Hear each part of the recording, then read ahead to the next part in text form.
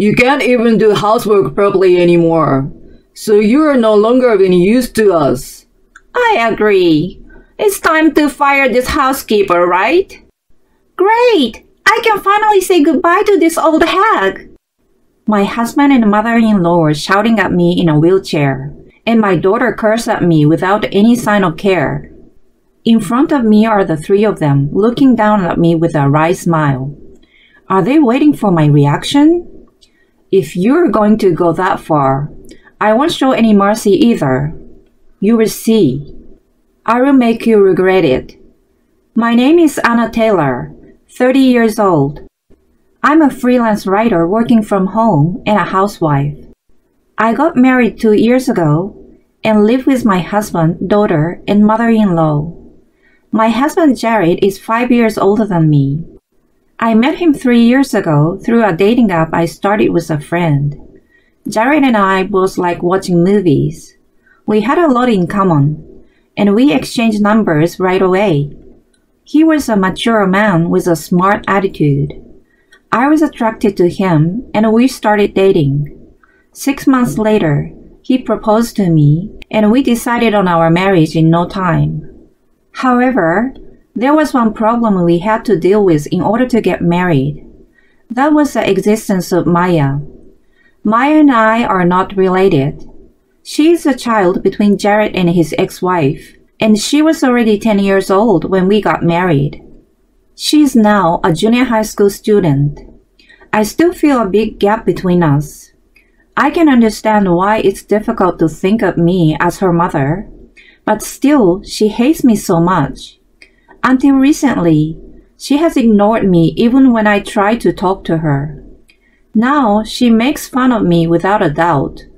Just the other day, while I was preparing dinner, Maya came home after finishing her after-school activities. I called out to her to ask her about her day, but she didn't respond. I was thinking of it as her ignoring me as usual when she threw something at my back. I looked at what had fallen and saw that it was a bag containing Maya's gym clothes. She glared at me as I picked it up. I will use those tomorrow, so wash them quickly. I spoke to Maya with a puzzled look on my face. I'm pretty sure you had another set of gym clothes, right? Even if I wash them today, they won't be dry by tomorrow. Can you take the other set with you? Huh? Why are you telling me what to do? I said wash them. Even if I start washing it now, it won't dry by tomorrow. That's why. Shut up! I told you to do it, so shut up and do it. You're useless. If it's not ready by tomorrow morning, I will tell Dad and Grandma. Good luck with that. She ran up the stairs and went to her room. She would not take anything I said to her. I had no choice but to take her gym clothes to the laundromat. While I was putting them in the dryer, I was struck by an indescribable feeling of emptiness. I had married Jared knowing that she would never be attached to me, but I never imagined that I would suffer so much. Maya, when are you going to treat me normally? Even if I can't be your mother, I want to at least have a normal conversation with you. Well, I guess I shouldn't rush it. I have to work harder. Someday, we will understand each other. I told myself that, and Barry kept my spirits up. I was the one who decided to get married. I must not give up in the middle of the process. I spent every day with that thought in my mind. Actually, besides Maya, I have another problem. That is my mother-in-law. Like Maya, my mother-in-law also seems to be unhappy with me. She has disliked me since the beginning of our marriage. On this day, when I returned home from the laundromat, my mother-in-law was waiting for me at the entrance. Hey, Anna! Where the hell have you been? Where's the dinner? I'm sorry. The side dish is ready, so I will prepare the rest right away. Where have you been wandering around until this hour? You weren't out playing around, were you? No, I wasn't. Maya asked me to take her gym clothes to the laundromat. Well, Are you trying to say that it was Maya's fault? You really like to blame others, don't you? I didn't mean it that way. Just get the food ready. Jared will be home soon. Maya is probably hungry too. Yes, ma'am. I will get it ready right away. Whenever my mother-in-law doesn't like something even a little bit, she blames me. She would blame me for anything like this. When I was a newlywed, this attitude made me feel sorry for myself. Compared to before, things are a little better now. However, the damage is still done. What hurt me the most was being compared to my husband's ex-wife. Her name was Michelle, apparently. My mother-in-law compares me to his ex-wife at every opportunity and make comments as if I were inferior. Michelle could have done it better. Michelle's cooking was delicious. She was a kind and caring wife. I wish Michelle would come back, etc. According to Jared, his ex-wife's affair led to their divorce. I know that my mother-in-law loves Jared very much, but why does she praise the ex-wife who caused the divorce so much? If someone hurt her beloved son, I would not be surprised if she disliked them. However, I don't have the luxury of worrying about such things. How will I get around in this house from now on? How will I deal with my mother-in-law and Maya? I have to think about these things carefully and act accordingly every day. It is very difficult and burdensome. Even so, I was determined to do my best for the sake of my beloved husband. I did not complain to my husband about my mother-in-law or daughter-in-law. I mainly asked him how we can get along with each other. On this day, I explained a series of events and asked him before going to bed, Jared, are you listening to me? Today I was scolded by your mother and Maya again. I'm listening. I always tell you not to worry about that. I've told you, just leave them alone since Maya is a teenager and my mom is just like that sometimes. That's not going to happen. We are going to live together from now on. How can we live together and get along? Jared, you should think about that a little too. Without taking his eyes off the phone, he replied in an uninterested tone, so I questioned him firmly. Please, I'm serious here. Asking for advice. I can understand they don't like me, but your mother compares me to Michelle, you know. What? Michelle? She says that Michelle was a better wife than me. She's always telling me that. You should put yourself in my shoes a little bit. I really want to have a good relationship with my mother-in-law. Well, even if you say so, I'm sure it will turn out the way it's supposed to. Time will tell. That's just nonsense. Nonsense? I'm very serious. All you have to do is make an effort to be liked by my mother and Maya. Think about it and just do your best. My husband patted me on the shoulder, said good night, and pulled the covers over him. I wondered if he was really asleep or if he was just pretending. No matter how much I called out to him, he never responded. The next day, while I was preparing breakfast, Maya came down from her room. I hand her the gym clothes neatly folded and bagged as she prepares for school. Here you go, Maya. This is the gym clothes you asked me for yesterday. Maya, are you listening to me? These are from yesterday. Shut up! I can hear you. I'm ignoring you on purpose. Don't you understand? Ignore me? You could at least talk to me a little bit. What? You want me to say thank you or something? Huh? Maya sighed heavily and took the gym clothes from my hands. Then she said in an irritated tone, You're so annoying every time. You're acting like you're my mother. You shouldn't have married Dad in the first place. Oh, Maya, that's too much. So annoying. Why do you make me so irritated from the morning? You're really making me sick.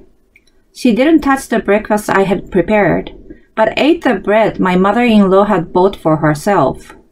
Then she thanked her grandma for the food and went off to school.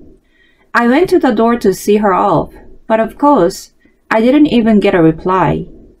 I had no choice. I should eat the breakfast she left. But when I went to the living room, I found that the dishes that should have been there were gone. The dishes I had made had been dumped in a sink. What is this? Why?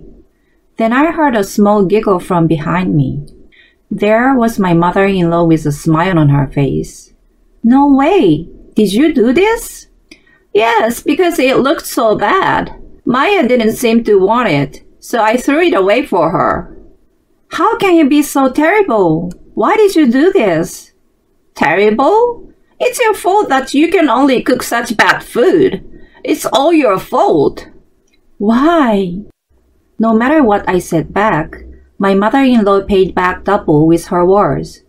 She kept attacking me one-sidedly. On top of it all off, she followed me to the grocery store. A few hours later, the worst happened to me. I was on my way home after finishing the shopping ordered by my mother-in-law. That was when I was involved in an accident. I was taken to the hospital by ambulance, but my right leg was left paralyzed. It became difficult for me to walk by myself. The doctor told me that I would have to live in a wheelchair for a while. Although my life was not in serious condition, I was hospitalized for a few days. The hospital must have contacted my family. Soon after, my husband, mother-in-law, and daughter-in-law came to visit me in my hospital room. I was sitting in my wheelchair, and all of them were lined up in front of me. Did they come to see me because they were worried? I was delighted and thanked them. All of you are here. Thank you so much for coming. Is your leg going to heal?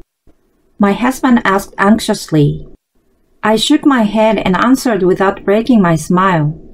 The doctor said it might be better than it is now, but that it would be difficult for it to heal completely. It would be a little while before I can walk on my own. I see. Then I guess I don't have a choice. A choice? Thank you for everything, Anna. What, Jared? My husband looks down at me and gives a nasty smile. I was puzzled, not understanding what he meant by thank you. My husband, perhaps sensing something, started talking. Well, it was a short time, but I'm glad I married you. You did the housework without complaining. You also gave us a lot of money to live on. What are you talking about? Their mood had clearly changed. The corners of their mouths are up, but I sensed something frightening. It was that kind of expression.